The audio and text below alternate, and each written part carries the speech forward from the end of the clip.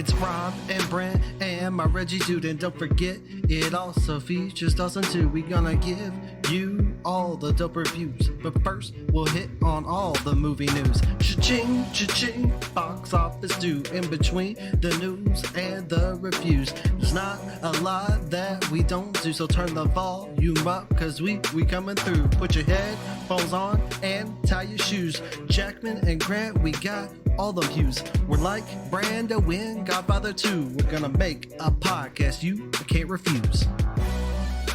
This is the Cinema Chat Podcast, and we know a lot about movies.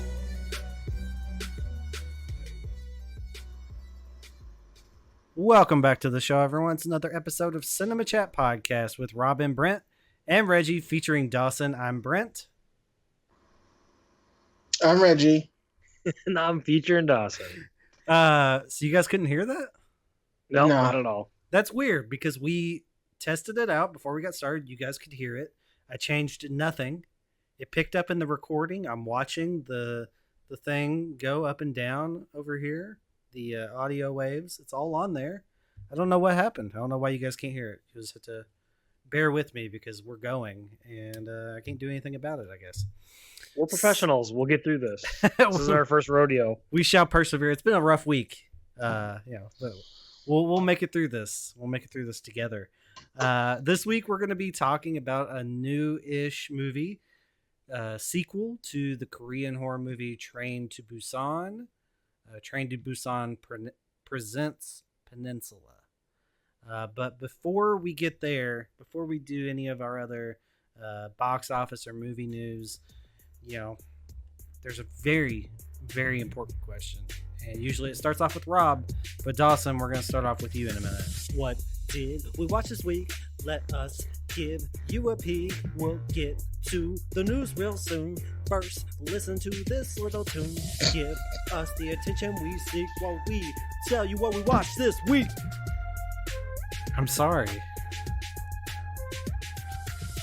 Tell him, Rob. What did you see? Tell him. I want to know. So what did you see this week, Dawson? I watched a couple things.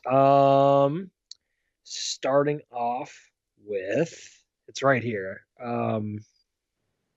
I watched a movie that popped up on my Netflix queue called Knock Knock. Well, not on my queue, but popped up in the top 10 called Knock Knock. Reggie, have you seen this one?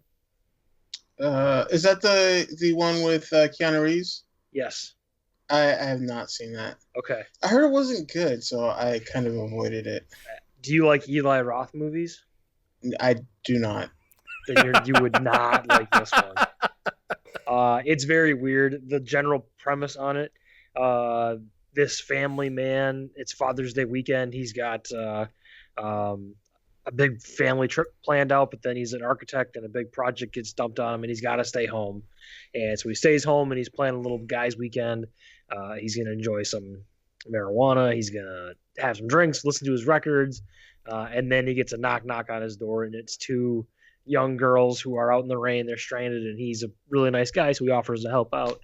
And things take off from there. And I told Brent, like, the first half hour, it's weird because it's like a softcore adult movie where Keanu's getting seduced into a threesome. And then, it's Is it nudity and stuff? Oh yeah, there's nudity. Yeah? There's Okay. Yep. I mean, that's not the worst sales pitch I've ever heard from a movie. Yeah.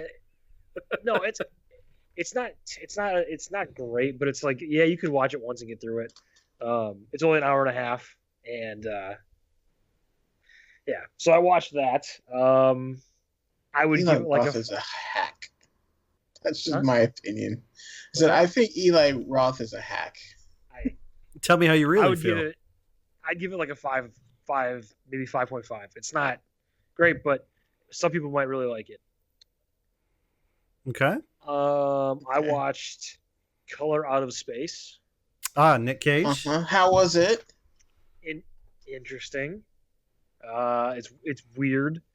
After watching Lovecraft Country on HBO, I can see how this is a Lovecraft, and I don't know a ton of Lovecraft, but I can see the similarities in something like this.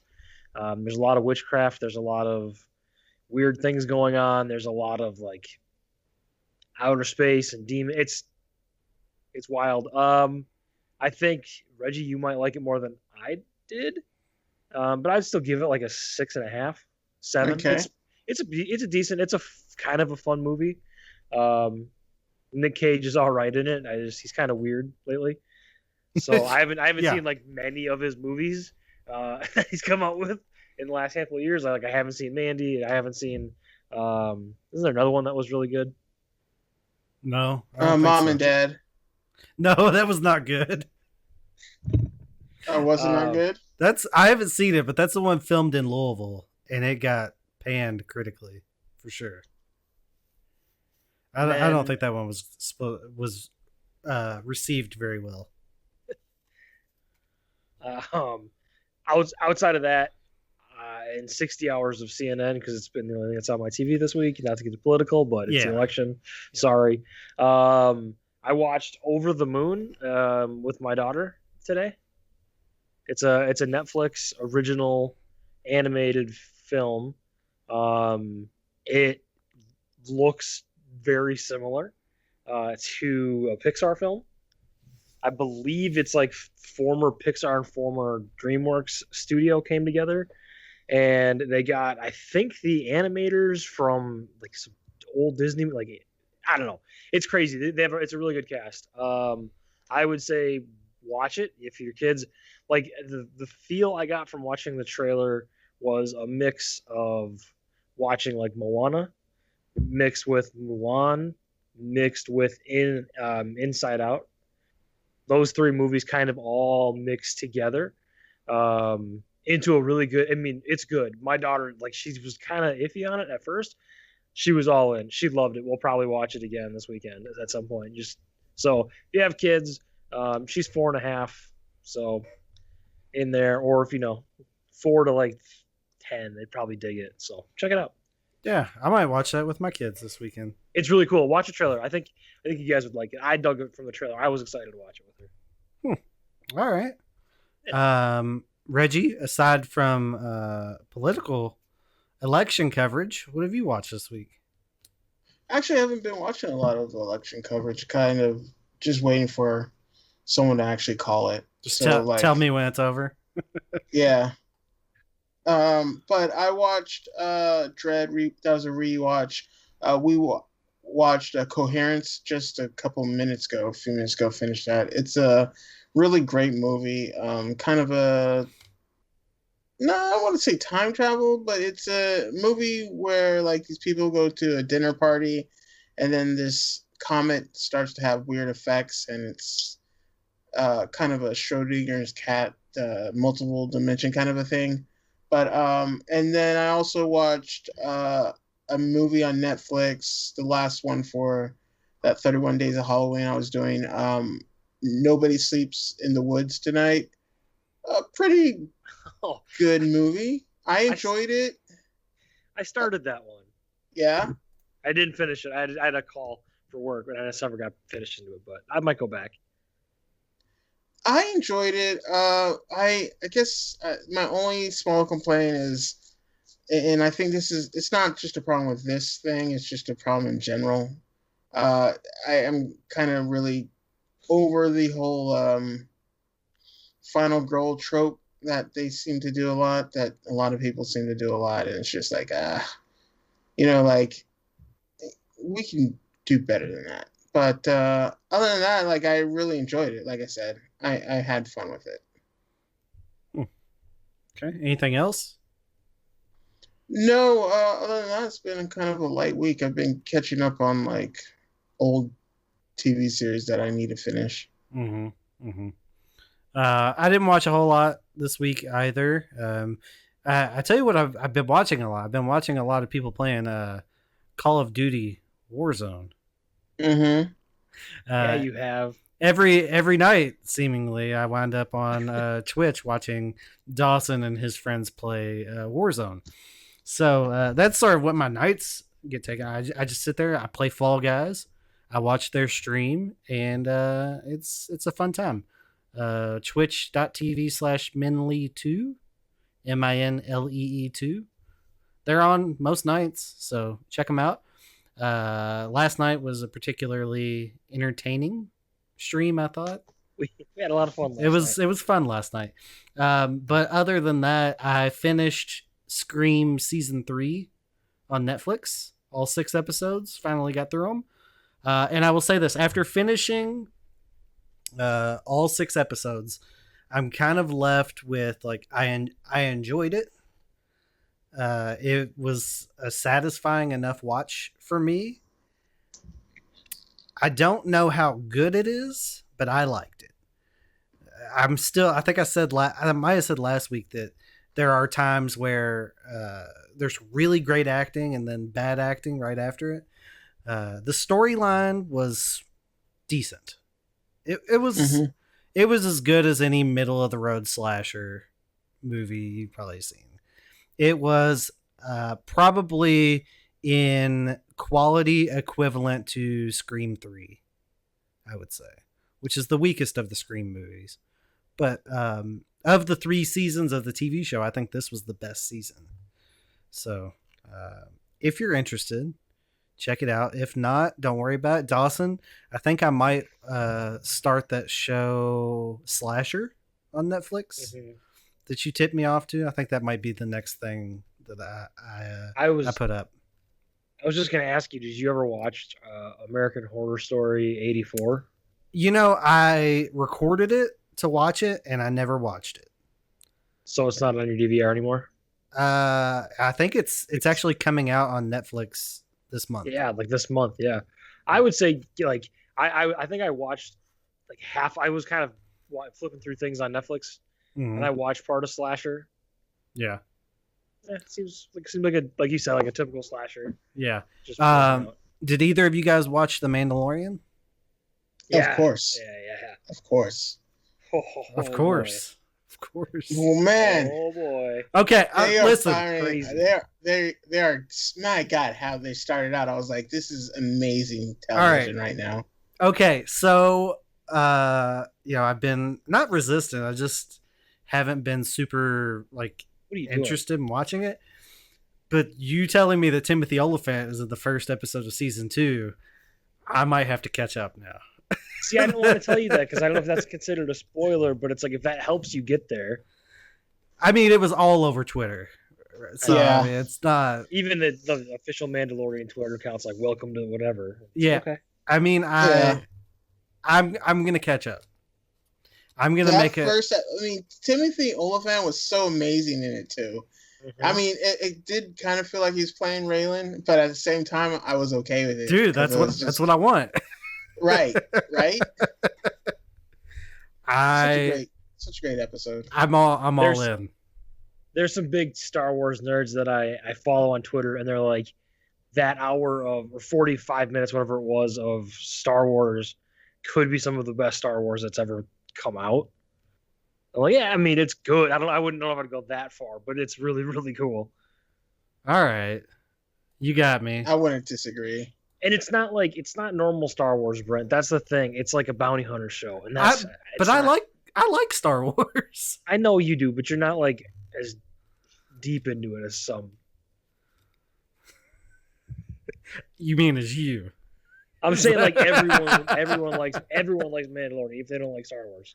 I mean, it's got something for everybody. All right, I don't know if I'll catch up this week, but I will watch some of it this week, and I'll be caught up over the course of the next 2 weeks. By the time episode 3 of season 2 comes out, when does episode 2 come out? Tomorrow. Okay, so by the time episode 4 comes out, I'll have caught up. How about that? I'm committing to that. I'm committing to that. I'm committing to it. All right, you guys ready for movie news? Yeah, let's get into the movie news. Cindy, the news is on. Insightful. Good news. If the headline is big enough, it makes the news big enough. Timely. The news goes on for 24 hours a day.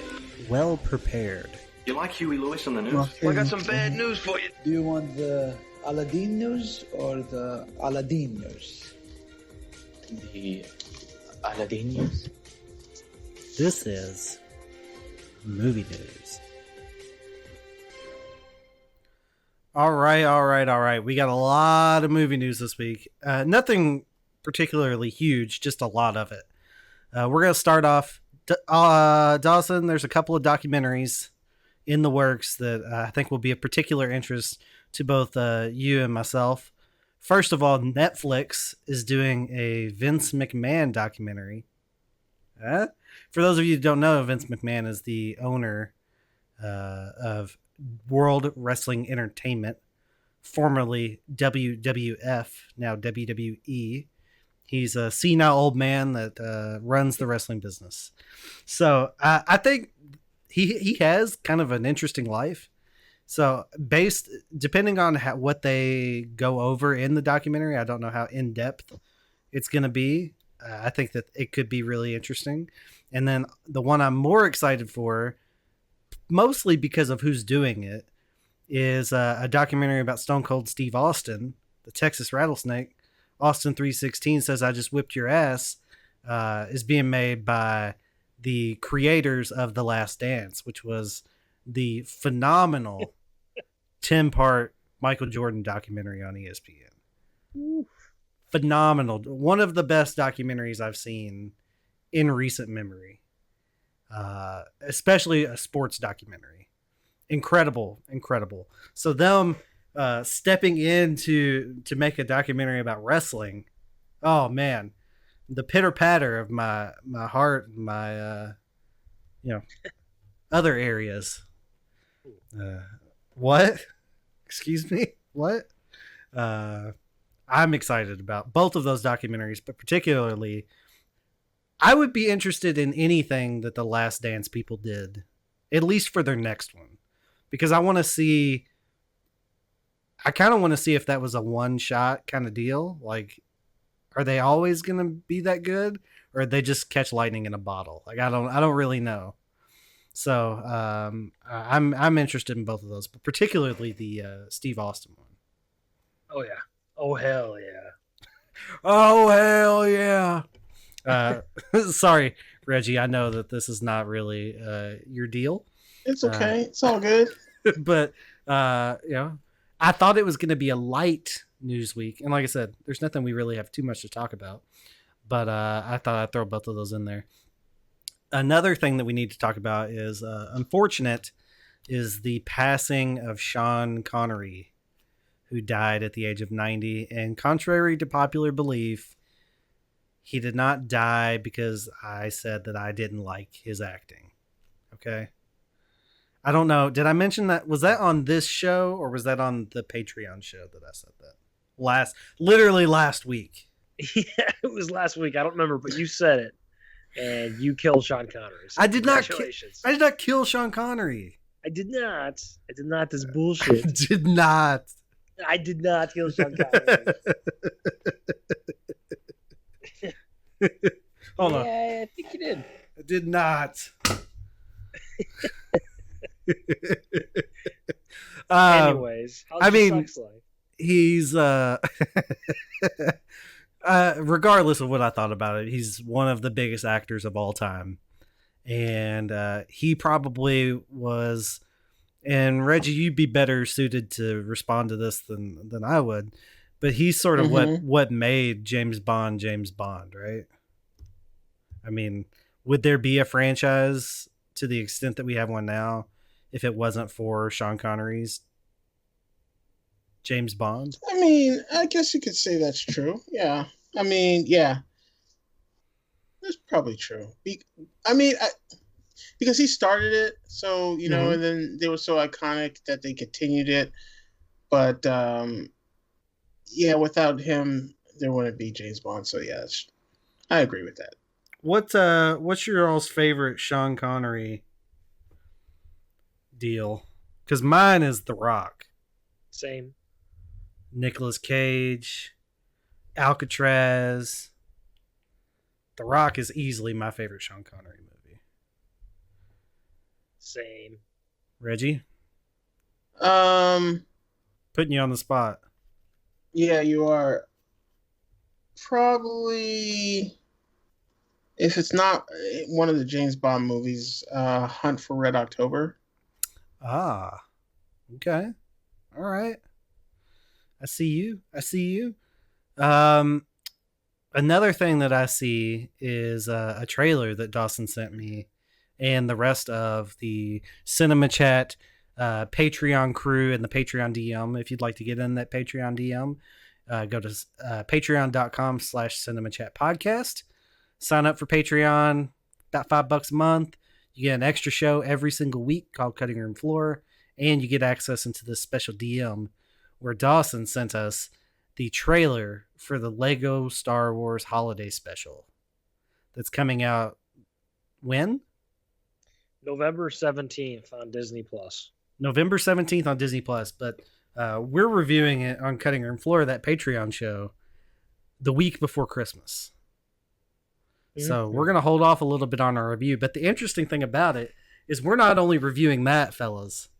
We're going to review the actual live action Star Wars Holiday Special in addition to that. Two for That's right. It's going to be a banger of a show.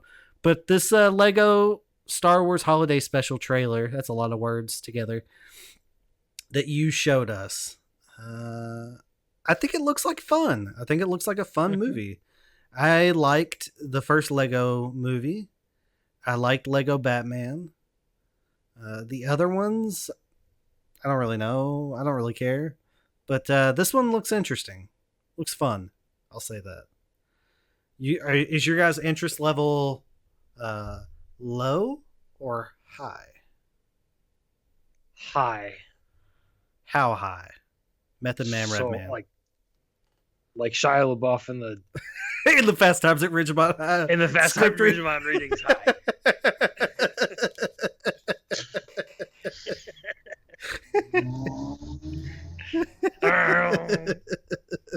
Reggie, Somebody's stealing my joke already. Driving away with it. Reggie, are you excited? Not particularly.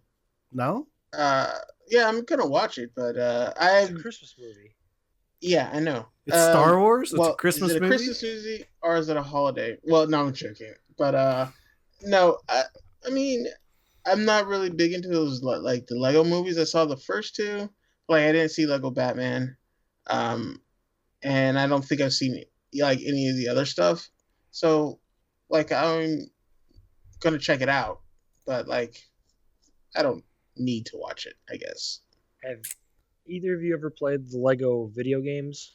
Like the Lo- Star Wars games? Indiana Well, Jones? I played the Star Wars one, but it's been a while.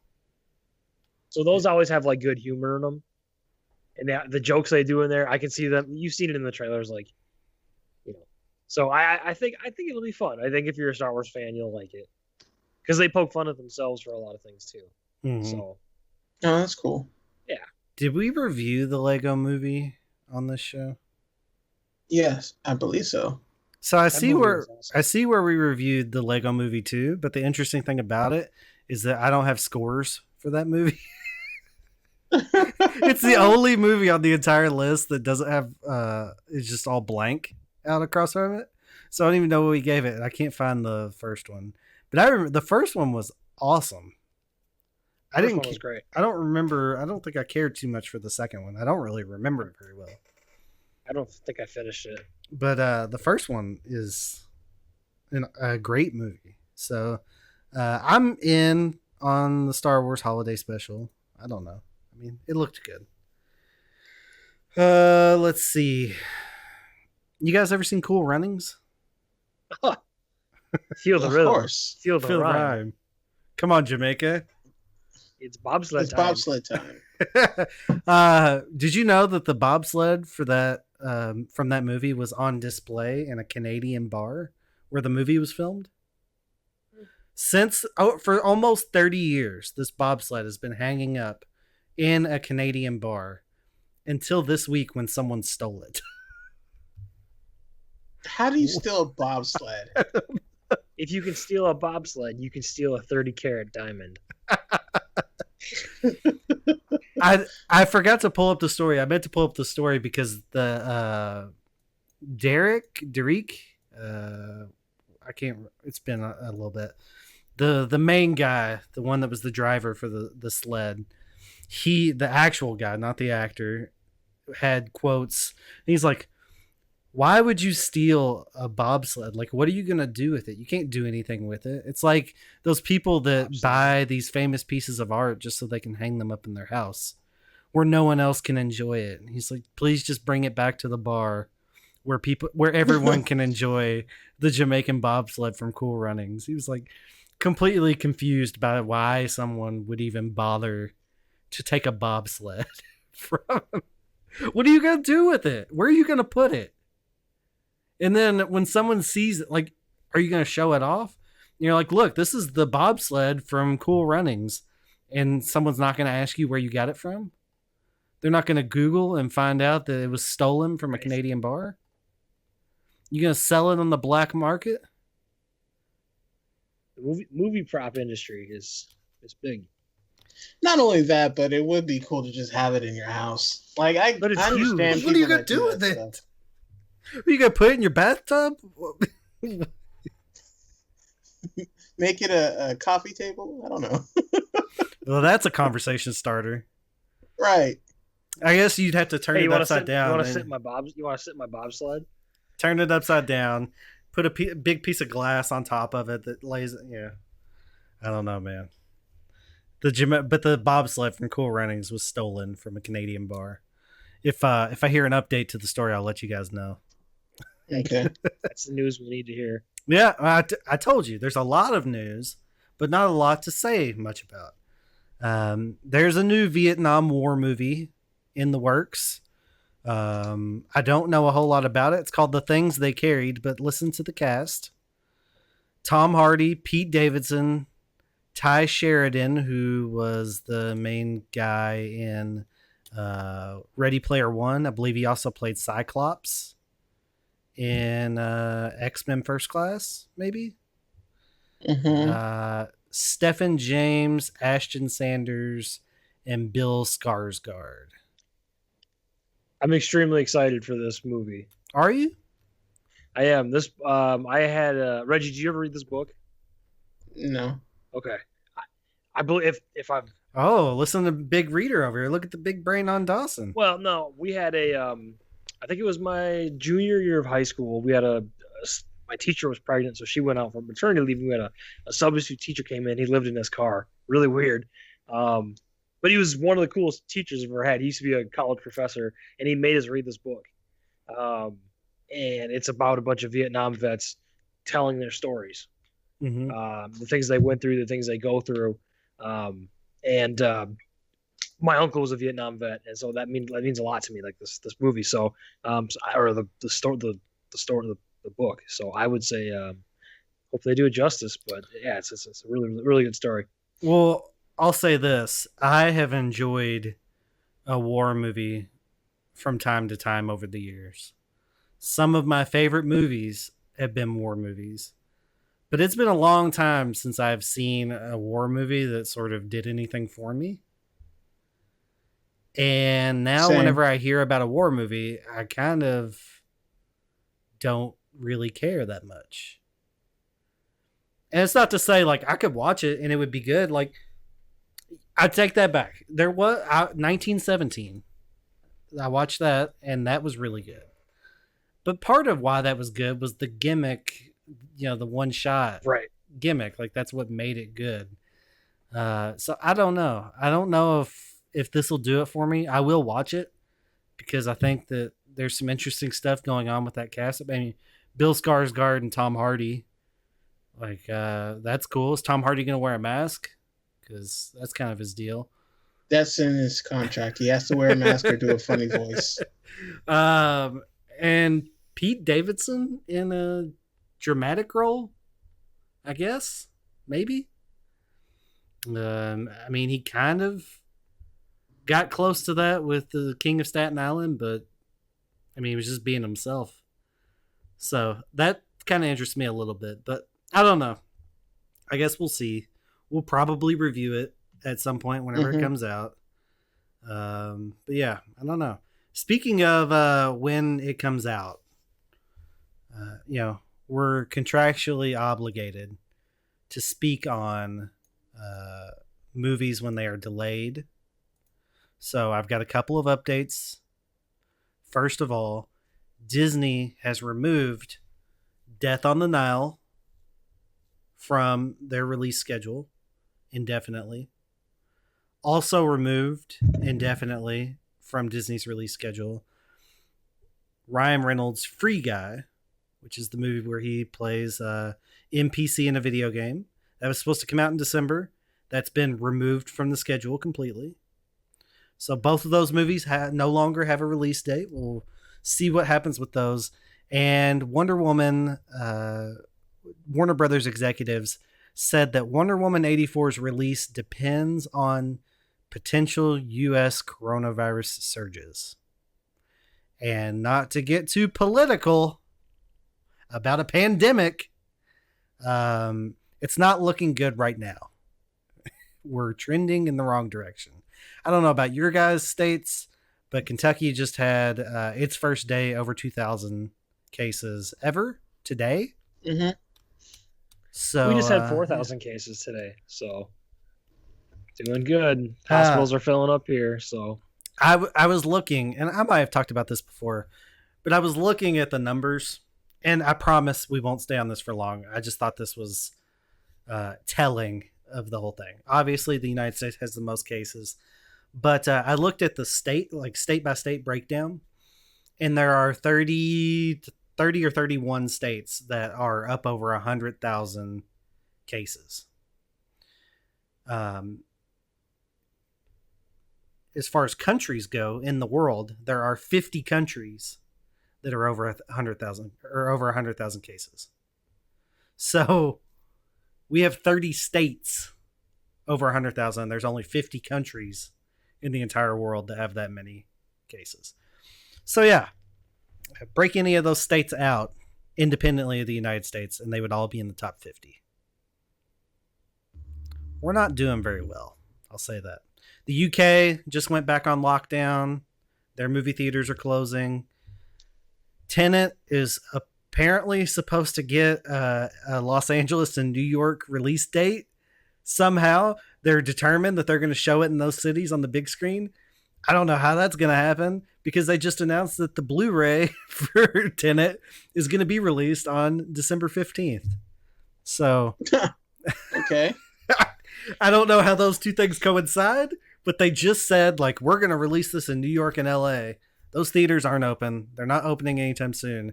And then the very same day they say, oh yeah, it's coming out on home video December 15th.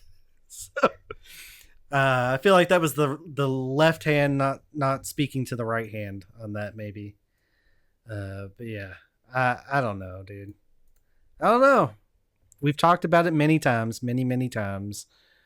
I don't know where we go from here as far as movie theaters are and when we're going to see a movie in a movie theater. I was hopeful that it would be early spring, early summer, late spring, early summer. I don't know.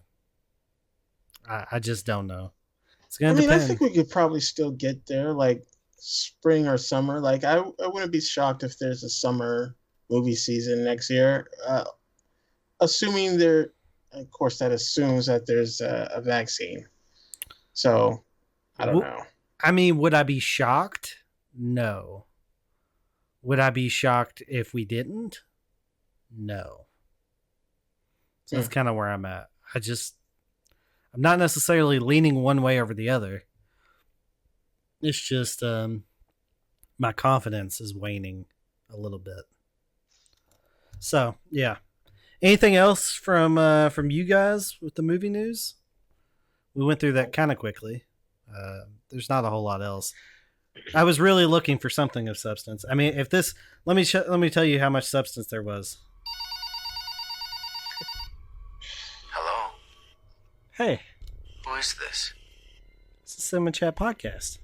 What's your favorite scary movie? Oh, definitely Scream. You got some news for me? Now that we're all here, the party can begin.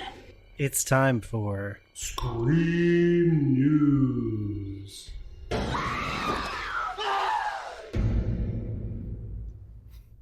So, much like the other news stories that we've had, this one doesn't have much substance. Uh, Courtney Cox. I'm shocked. I'm shocked that you wouldn't get a lot of substance out of a bit about one movie. Courtney Cox was seen. She posted a picture on Instagram with her. You guys remember Scream 3? She had this really weird haircut with her bangs. It's like really short, like straight line bang. It's terrible. It looked like someone butchered her head. She posted a picture of her with that hair on Halloween. And some people were saying it's for a Halloween costume. Other people, like myself, there's been rumors that some members of the cast who maybe should not be able to appear in the movie have maybe been tagged in some posts that they shouldn't have been tagged in. And there's rumors that there could be maybe a few flashbacks in the movie. So maybe she had that hair on as part of a flashback scene. Okay. So a little bit of news. There's more I could go into, but I'm not, because I want people to watch the movie and I want people to not be spoiled. So, and you want to make sure you have something for next week when you do Right. can't find anything else. come back next week. You don't think you're gonna end up spoiling yourself by doing this bit? Well, here's the thing. I'm not looking for it. Mhm. I'm just seeing this because I follow a lot of people that are fans of Scream. So, I mean, I don't think I'm not gonna ruin who the killer is or anything like that. Like, I don't think I'm gonna figure that out. Will I ruin some surprises for myself? Probably. Will that hamper my enjoyment of the movie? Not one bit. I'm not worried about ruining my enjoyment of the movie. I'm gonna enjoy it regardless. So, Okay. I'm not searching it out, if that's sort of what you're getting at. I'm not gonna ruin it because of this bit.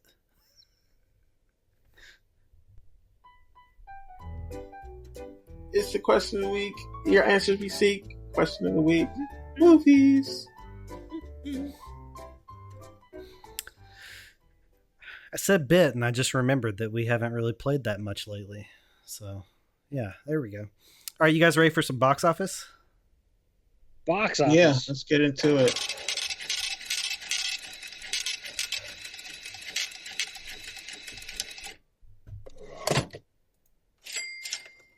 Box office. Box office results for the weekend of October 30th through November 1st, 2020. Halloween weekend. Number 1, Come Play. I have no idea what that is. $3.1 million. Number 2 is last week's number 1. Honest Thief at $1.37 million. Number 3 is last week's number 2. The War with Grandpa, $1.2 million. Number 4, Tenet at $885,000. Number 5, The Empty Man, $577K. And then a few kid-related Halloween movies: Hocus Pocus, Nightmare Before Christmas, Monsters, Inc., The Addams Family. Those are all in your top 10 as well. So some people taking the kids out for some Halloween movie magic. And that was your box office for the weekend of October 30th through November 1st, 2020. COVID-19 numbers and all that jazz. So, now it is time for our feature presentation.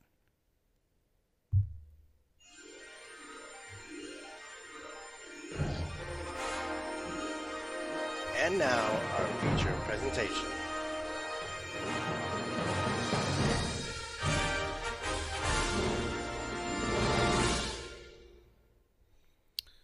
Train to Busan presents Peninsula. It's a 2020 release. Is a sequel to Train to Busan. Korean movie. So there's a lot of Korean names that I'm about to have to try to pronounce. Please forgive me if I don't pronounce them correctly. I will give it my best shot. Is directed and written by Sang Ho Young. Also written by Ryu Young Jae. Starring Dong Won Gang, Jung Hyun Lee, Hai Hyo Kwan, Min Jae Kim, and a whole bunch of other people. Some American. Well, actually, I don't know if they're American. They might be British, for all I know. No, this guy's from Portland, Oregon. There's some people in there that aren't Korean, but they're not important to the movie, not one bit. So, like I said, this is a sequel to a zombie movie that we all really enjoyed, that we actually watched back in March, right whenever the pandemic started. I think wasn't it like one of our first movie? I think it was our first watch party. I think because we talked during it. Yeah. And we're like, let's not do that for the next one. Yeah. That was our first watch party movie. It was our first watch party. We were talking during it, and we really enjoyed it. We had a good time with it.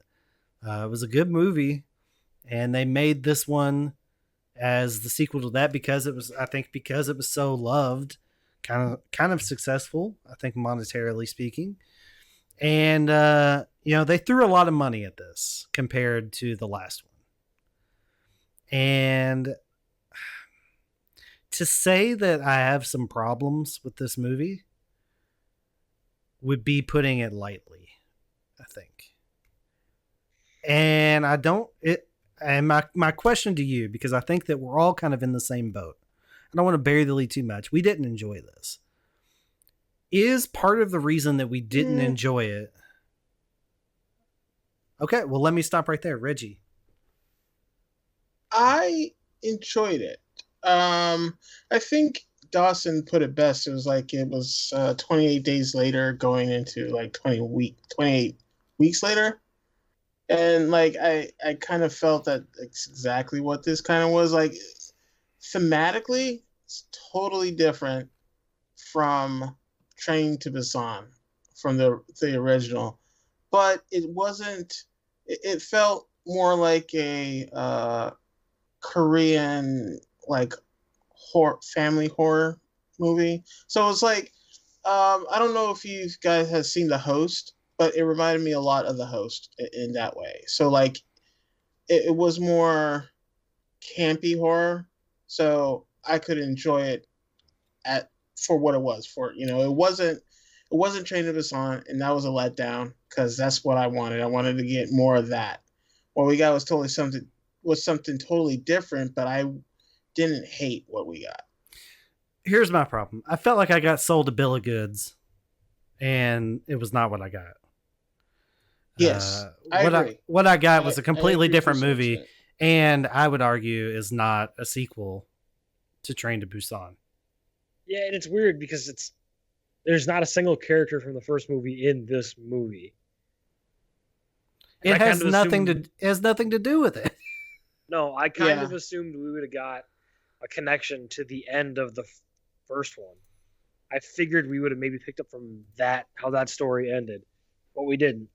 It was just 4 years later, and everybody's like, "Yep, South Korea's that's kind of fucked now. So good luck."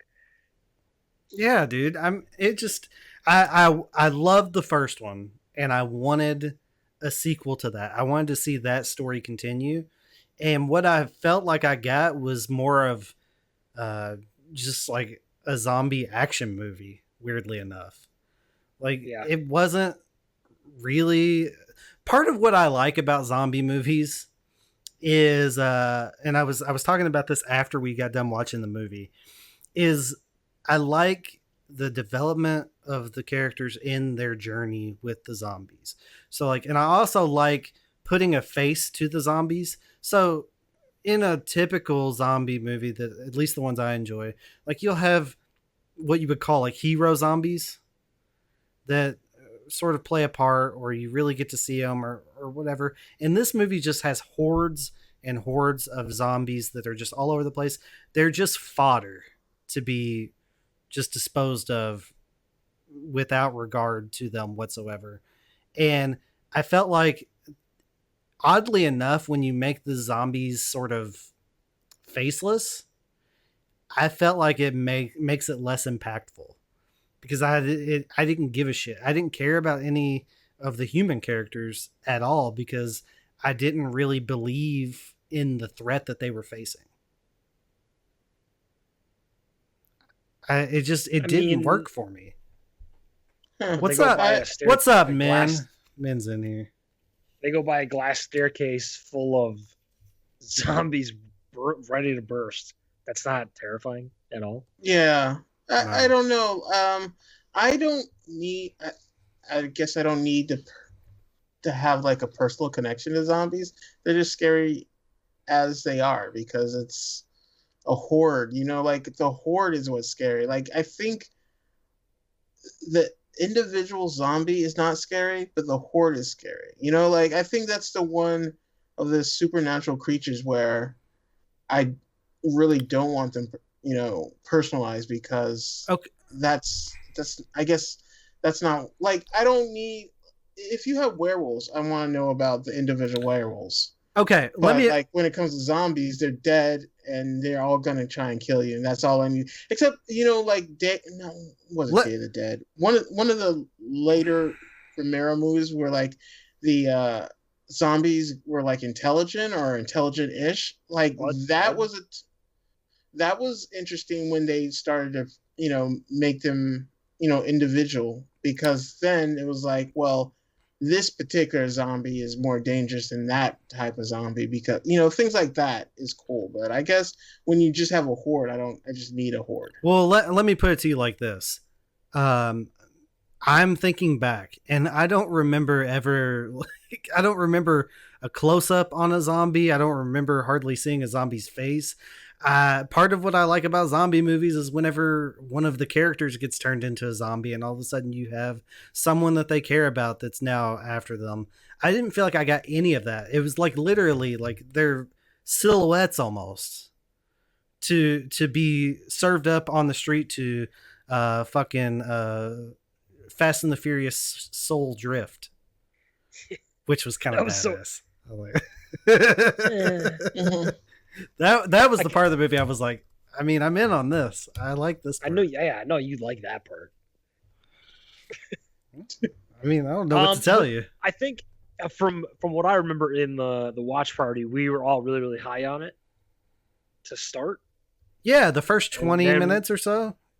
We all kind of kept stepping down a little bit. And I remember like John was saying, he's like, this is very Americanized. And I'm like, well, I'm American, so like I'm okay with it. Like it doesn't bother me that it's a little more simple of a zombie movie and not as complex as not as deep as Train to Busan. Like I'm cool with it. Like I'm okay with sitting back and watching a zombie action flick every now and then. I love it. I love Dawn of the Dead. That's like still one of my favorite movies. So, it's a little deeper, but I don't know. I mean, it's fine.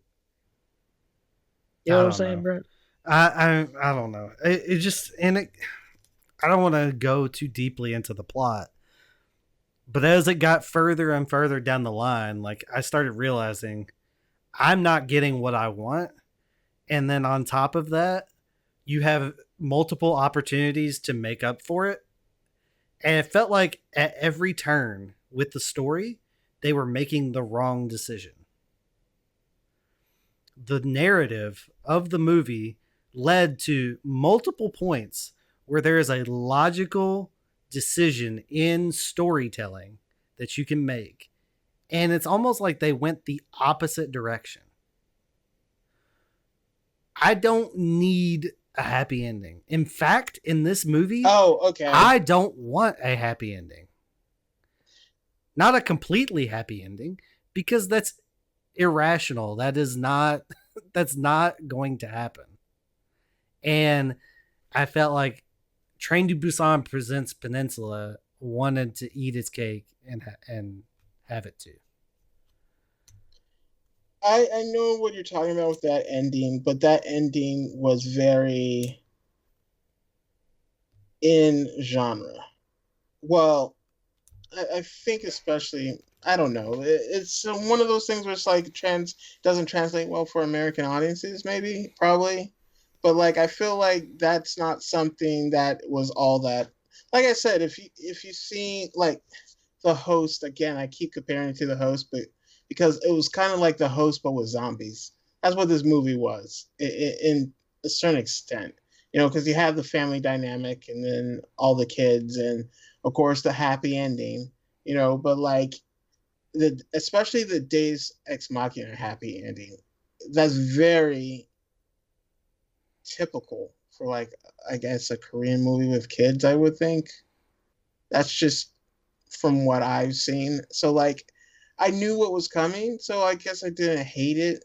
I thought it was cheesy, but it's cheesy in the same way that if you hate an ending, like, kind of like, people who hate anime and then they watch something that's anime and they're like, I hate this. You're like, yeah, but everything you're complaining about is what anime is all about. So like, what you're saying is you kind of hate the form, Yeah, but I watched Train to Busan and I loved it. But what I'm saying is Train to Busan wasn't. I'm not saying it was atypical for a Korean movie. It wasn't, but it was just a different type of Korean horror movie, and this one is a different type of Korean horror movie. And this particular type is the one that you don't like. Is what I'm saying. Well, I'm telling. I just watched Parasite and Train to Busan in the last year, and I loved them both, and I hate this bullshit. But again, you can't compare Parasite to this. I mean, how many Korean horror movies do I have to see before I can compare one of them to another one? It's not a horror movie, though. Tomato.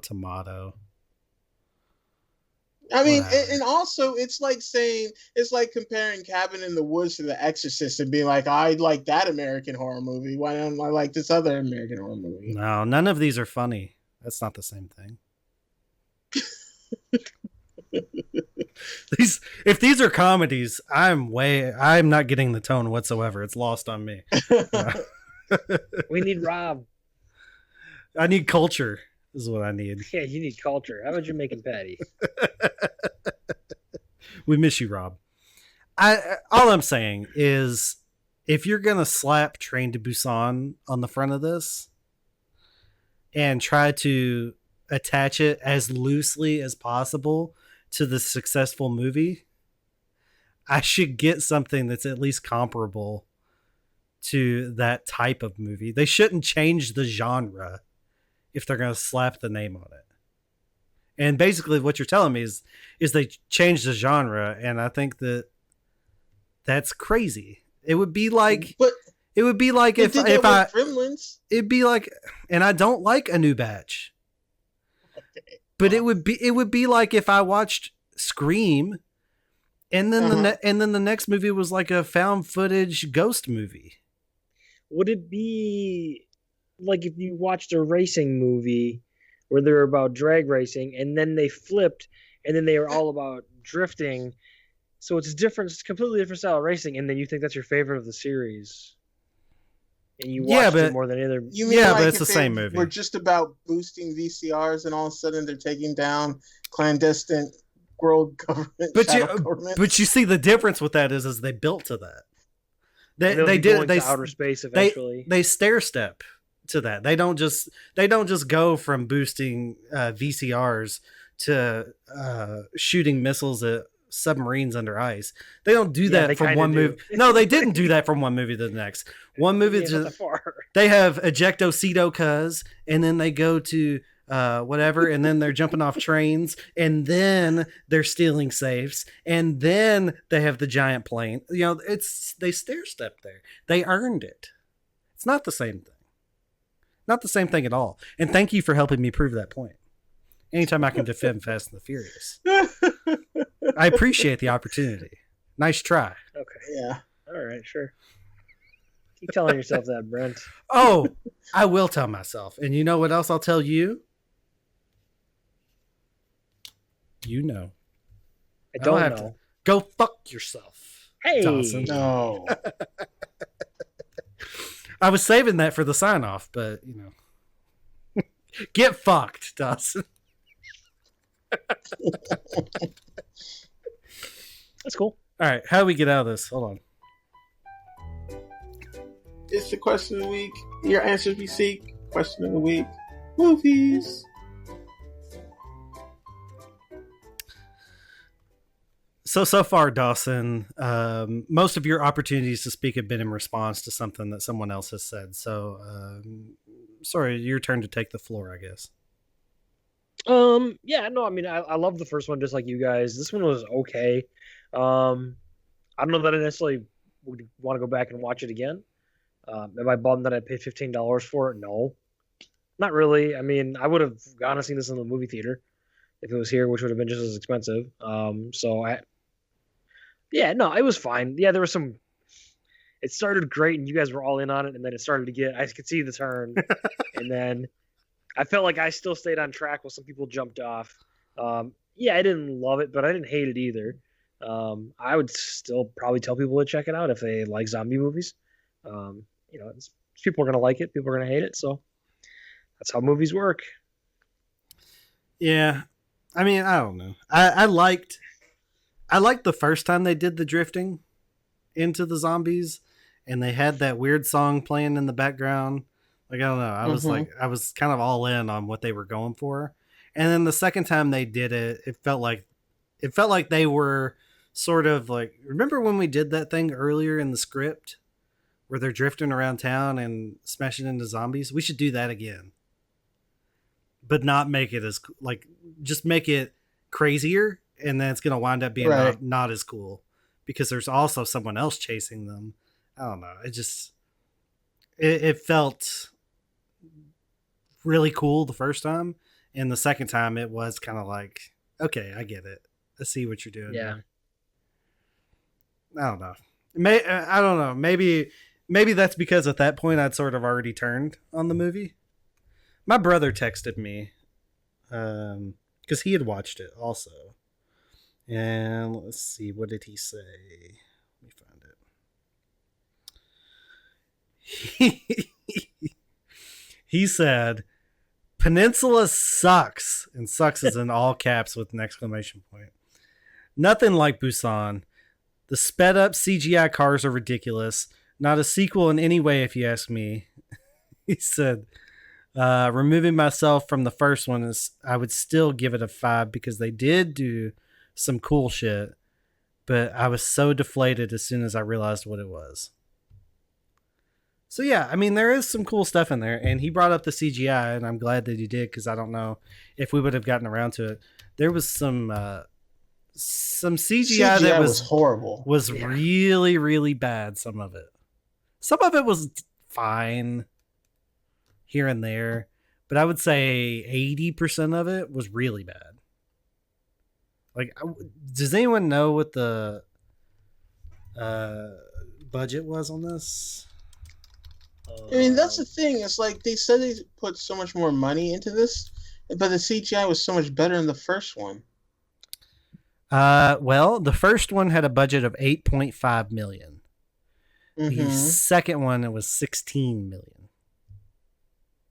Also, not. I mean, twice as double much. The budget, but that's not saying much. At those numbers. Not for this type of movie where you probably have to invest at least double that to make it good quality. I mean, at least double. I mean, this is like shitty video game CGI. Yeah. Yeah, but I mean, that's what $60 million gets you. I know. Video games cost a hell of a lot to make. Like $100 million. Some of the big ones make $100 million or more to make. But the problem is that CGI is good whenever everything is CGI. But whenever you're trying to put that CGI into live action, the what's the Uncanny Valley or whatever you want to call it, like it's enough to sort of take you out of it. Like when that car is whipping around through there, I'm like, dude. I mean, I don't expect you to smash into 100 people, practically.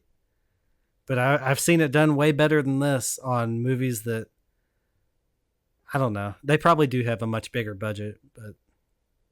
And I know there was a gripe about like the road being completely like plowed and open and nothing in the middle. But I feel like at some point, people, like, this is 4 years after, people probably went through with like some type of plow and knocked things out. Well, there are people that live there. Yeah. On the island. So, presumably they would have cleared a path for themselves. So yeah, I mean that didn't really bother me much. I'll say that's one thing that did kind of bug me about the movie is they don't really explain the world of this new South Korea, you know, because it's just like, okay, there's zombies and people live there, but it's like, well, if it's 4 years later, what happened in those 4 years, and how are these people still living here? You know, like I would like to have known. I would like for them to develop the world a bit more, you know. But because things like these people seem to be hunting down other people, for sport. But you would think after 4 years they would have run out of people to hunt down. Like they're just setting up all these flares everywhere, and I don't see how that is not just in a world full of zombies, how that doesn't screw you over more than anything.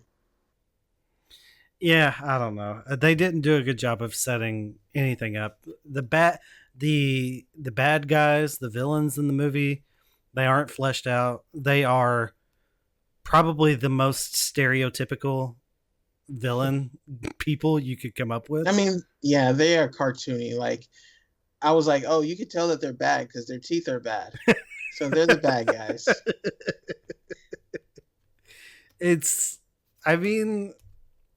I felt like I got sold something from the title that I did not get. And it left a bad taste in my mouth. And maybe if I watched it again, I wouldn't hate it as much. But first pass through on this one, Train to Busan Presents Peninsula is a ridiculous title, first of all. Can fuck right on off. Yeah. Just call it Peninsula. But then people don't know that it's a follow-up to a successful movie, creating a franchise. Wait until only we had like trailers or posters or people talking about it. Like, hey, this is the sequel. Just wait until we get Train to Busan Presents Volcano. Zombie tornado. It's gonna be Zomnado. Badass. And it's not gonna have anything to do with the first two movies. It's gonna be a completely different subgenre of Korean horror that I won't have seen and I won't be able to tell you about.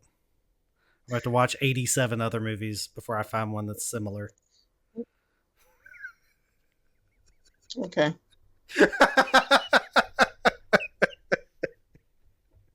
Okay. All right. That's fair. We had a bunch of people show up to watch this, and most of the people were pretty negative about it. There was one person that seemed overly positive. Do you know who that was? Oh. Dave Thomas, family. Dave Thomas. Yes. Got your ass. Yeah. I got your ass. Well played. Yes. Ding. Mark it down. November's not too late. All right. Anyways, what else should we say about the shitty movie? Well, Reggie doesn't think it's shitty. Reggie doesn't think it's shitty. Yeah. I shouldn't paint with a broad brush. And I bet that when we finally give our scores, we're not going to be that far off. Yeah. Honestly. Probably not that far off. Okay. All right. Well, on that note, should we give our scores? Yeah. We might as well. Okay. What order do we go in? Why don't you go first? Because you're probably the lowest. You want me to go first? Get your negativity out of the way. You want me to get my negativity bummer. out of the way? You bummer. Listen. Yeah. You call a movie Train to Busan Presents Peninsula. You're obviously trying to piggyback off of the name of a successful movie. Even if it's a movie that you made, like if you're going to make what you're calling a sequel to it, it should actually be a sequel that has something to do with it other than the fact that there was a zombie apocalypse 4 years before the film took place. And it's set in vaguely the same area, but has nothing else to do with the other movie, and is a completely different subgenre of your genre than the previous movie. It's kind of bullshit. Yeah, Hobbs and Shaw. I'm not defending Hobbs and Shaw. I'll defend Tokyo Drift, but not Hobbs and Shaw. I don't know. I felt like instead of zombies that I could be afraid of, you just had hordes of zombies that were no more than sort of silhouetted creatures that really offered nothing for me. Like, show me some cool shit. Show me some cool facial features. Give me some better CGI. Give me a better movie. Don't make poor decisions with your plot. Don't end it in a shitty way. I don't care if it's very typical. It doesn't make it better. I did not care for this movie. They did some cool stuff. There was that one scene with the car with the music, like that was kind of cool. There was some nice little action bits in there. I didn't really care for any of the characters. I wasn't invested. I'll give it a 3 out of 10. Oof. Ouch. I take that back. All right. I'll go next just to level it out because I think I'm in the middle. Like I said, I thought it was fine. I enjoyed most of it. Was it great? No. Was it passable? Yeah, I say it's passable. I mean, I'll give it a 4.5. Oh. Yeah, you're Okay. so far off from me. I was between a 5.5, and then Brent brought me down. I'm like, yeah, it makes a lot of sense what he's saying. I like that I said 3 and you're like, whoa. And then you gave it a 4.5. All right. Go ahead and give it your 6.5, Reggie. I got him. Here's the I got thing. him. Yes. Here's the thing. Everything I get. Let me start out with this.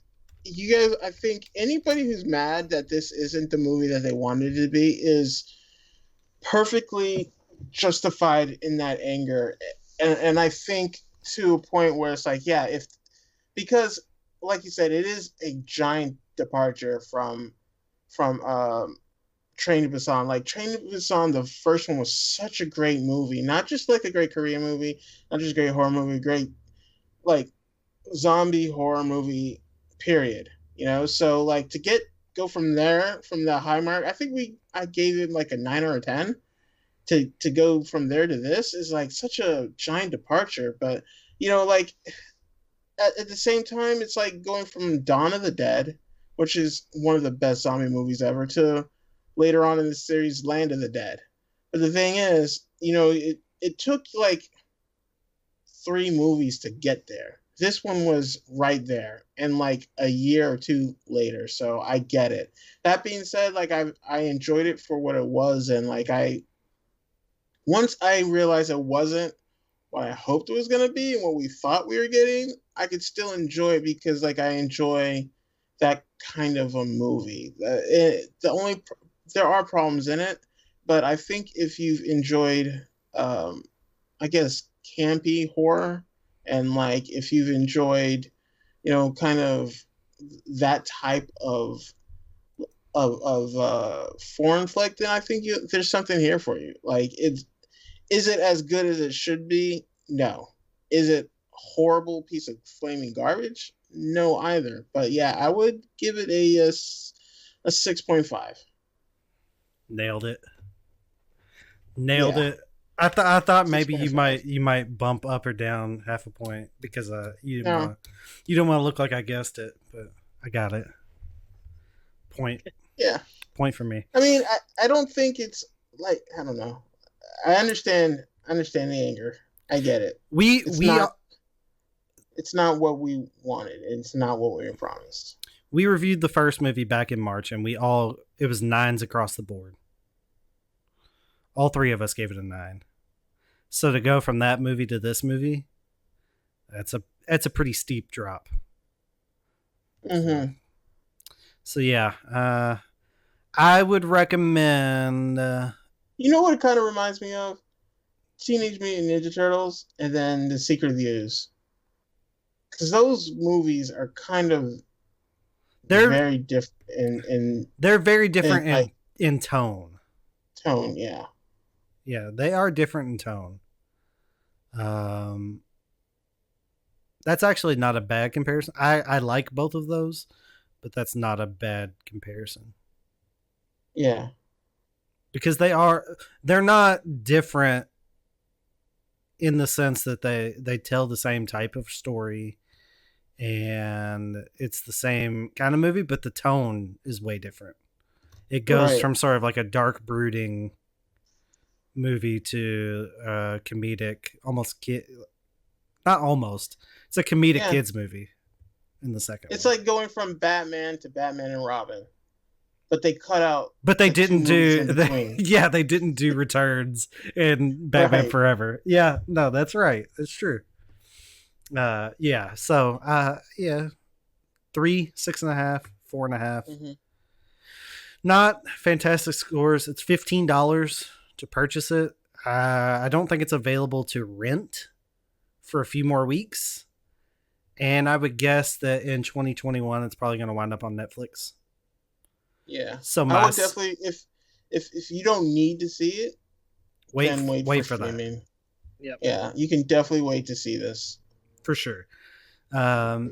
Speaking of which, I have our next 4 movies that we have on the schedule. Should we go ahead and tell them what the next 4 are going to be? Let people hear. Next week we have Batman: The Killing Joke. So I've given 2 straight 3s. And next week is an animated movie. So we'll see where we go from there. I can tell you right now, you might be around the same place. The Killing Joke was not good. Well, so why are we?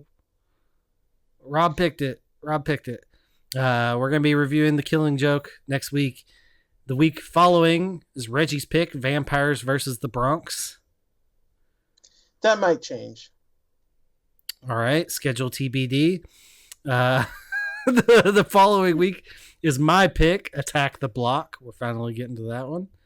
And then the following week, our first show in December, Running Man. The Running Man. Arnold Schwarzenegger. Guess whose pick that is? Everyone's. All right. We all love it, so... Well, that's going to do it for this week. Join us next week for Batman: The Killing Joke. Goodbye, everyone. Bye.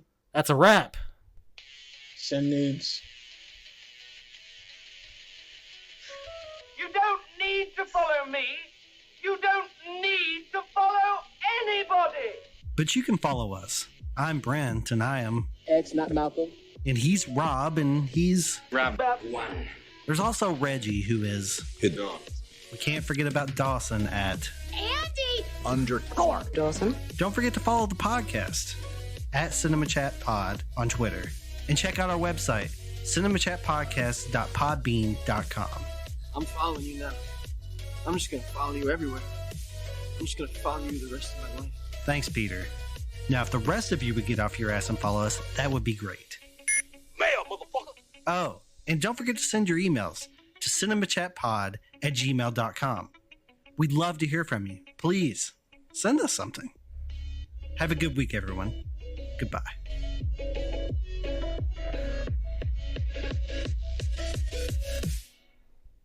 I just knew I was going to come in here and at some point Reggie was going to tell me I haven't watched enough Korean movies.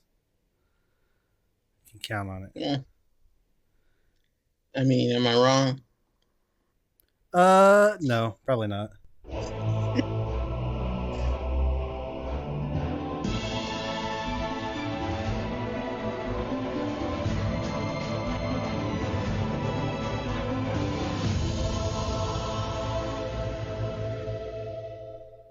You're still here?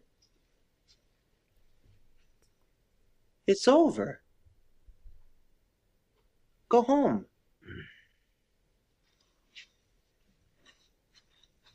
Go.